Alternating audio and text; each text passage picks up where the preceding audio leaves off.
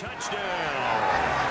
Now, there's a reason they call him a ball-hawking safety. It looked like he read that, Charles, and he wasn't stopping there. After he got it, he took it all the way to the house to widen their lead. And what's interesting to me, Brandon, is that our spotter, Bruce Murray, right before that snap, pointed to his number on my play sheet. Got to see him a little bit as a ball hawk and a return man that time, didn't we? That's just the type of play they expect from him, and he delivers in a big way. Nice call, Bruce. This time, the extra point up and good. And the lead is up to 8. So the defense creating some points, not only getting the interception, but then returning it to the end zone for the pick 6.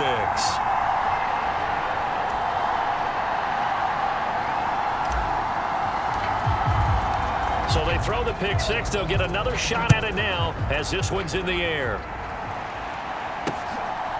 Washington now brings this out.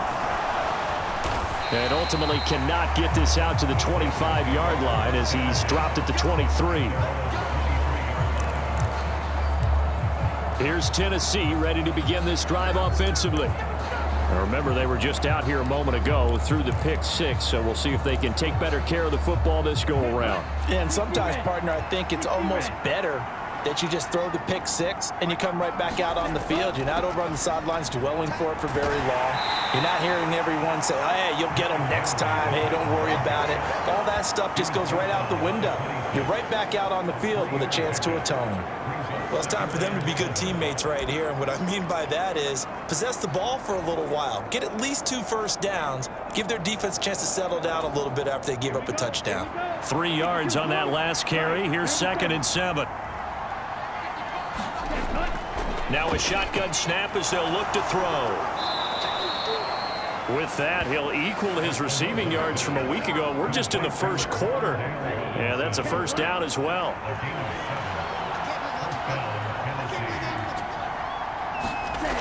Out of the gun, they'll look to throw.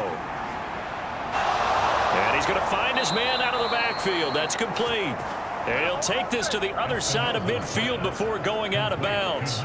And a nice gain of 21 yards. That's going to be a good matchup for him. Using him out of the backfield and telling those linebackers, hey, you're not only going to have to try and run with him, but you're going to have to try and tackle him in the open field. We are in for a good one as we're through one on EA Sports.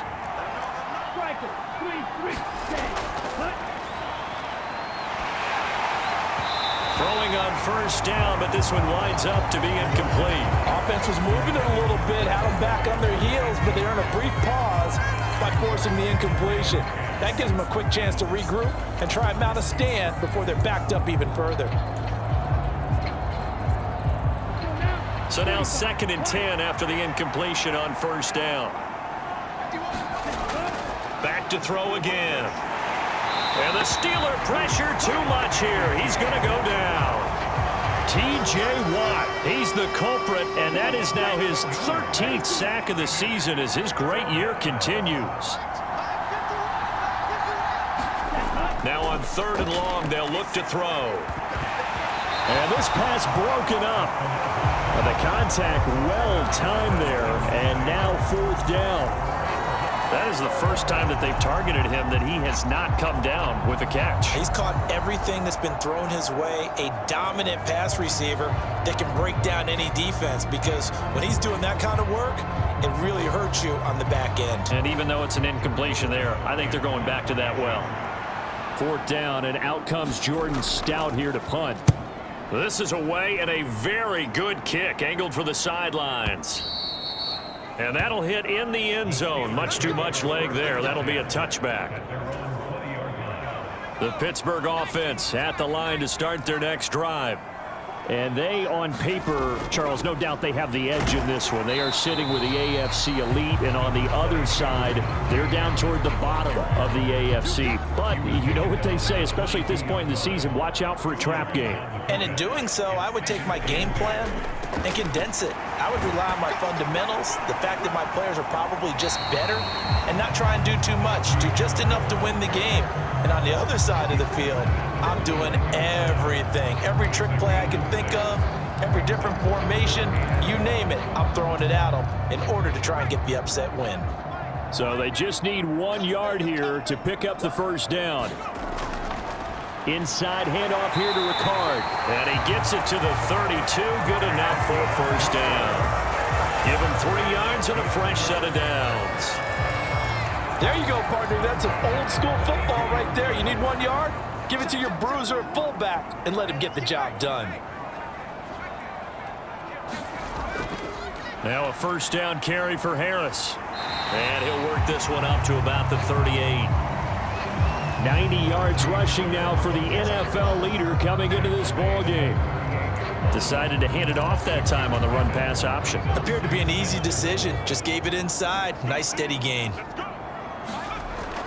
Now they'll switch it up here and look to throw. And he can't find a receiver, and he's brought down.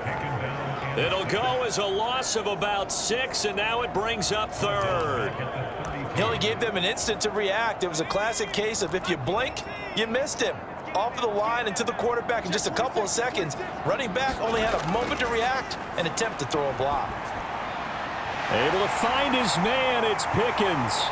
He's going to have the first down and more than that. And he's going to get this down to the 35-yard line.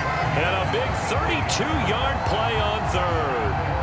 When they've needed a play this year, he's certainly been the guy to deliver it. As this season has gone on, he's been awfully consistent and sometimes spectacular. So that changes things a bit. Here's a 1st and 10 all the way down at the 35. They hand this off to Harris. And he'll power his way forward for about 4 yards there on the first down carry.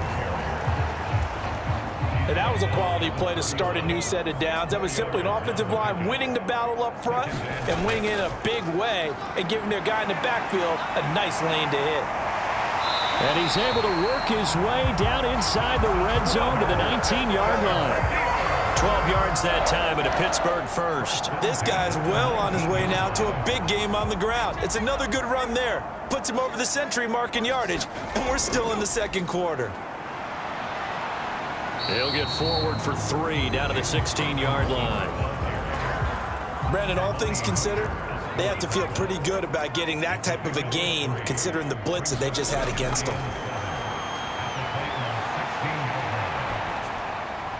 That throw finds Pickens in the end zone. Touchdown Steelers. A 16-yard touchdown.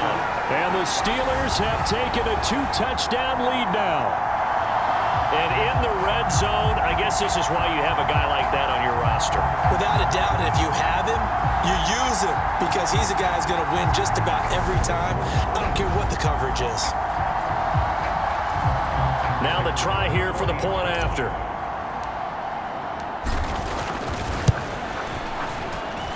He missed one earlier, remember, but this time he gets it to go. So that one a pretty time-consuming 10-play drive. And it was finished off by a George Pickens touchdown grab. The kickoff team on the field now as they will send this one away. And they will not get a chance to return this one as it's through the end zone for a touchback. And here comes Tennessee as they get set to take the field. Defense got the better of them last series, forcing a punt. See if they make a few changes in the game plan here and try to get points out of this drive. 1st and 10. They'll start on the ground. It's Derrick Henry. He'll be dropped after a gain of about 6 across the 30 to the 31. Well, I think after that run, the defense is getting back in the huddle and looking at each other and maybe starting to question their confidence a bit.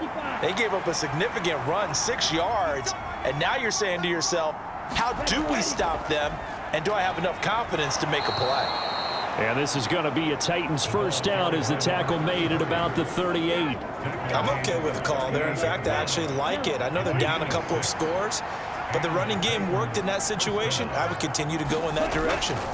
Running left, it's Henry. And he'll lose yardage on the play back at the 37-yard line. Officially, it's a 1-yard loss. That's going to bring up 2nd and 11.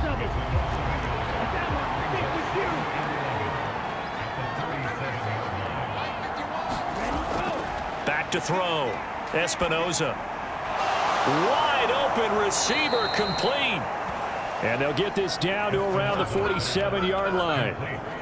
Well, these guys have definitely been outplayed in the first half. I like their countenance. I like the way that they haven't panicked out there, the way they're carrying themselves.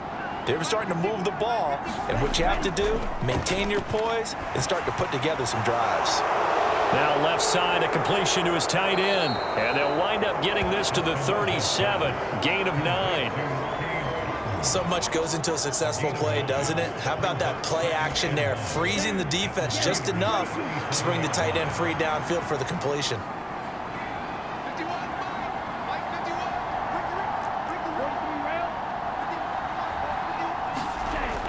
To throw on second down, Espinoza. And he's going to be taken down at the 28-yard line.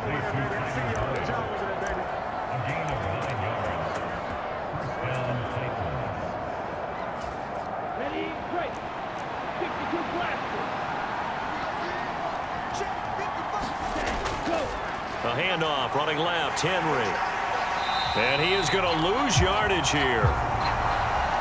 They'll lose a yard there, and it's 2nd and 11. That's a really alert defense there because they saw the heavy look come in from the offense, countered it with extra linebackers who brought a little bit of speed and heft, and able to really make a big-time play for their defense.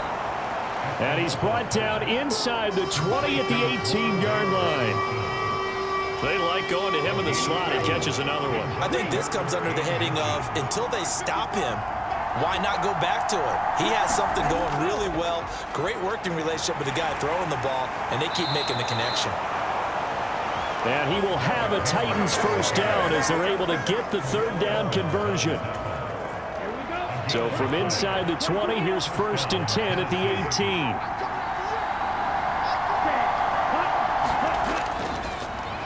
A give up the middle to Carter. 2 yards on the carry there. It'll be 2nd down. This defense against the run, by the way, they're not top 5, but they are top 10.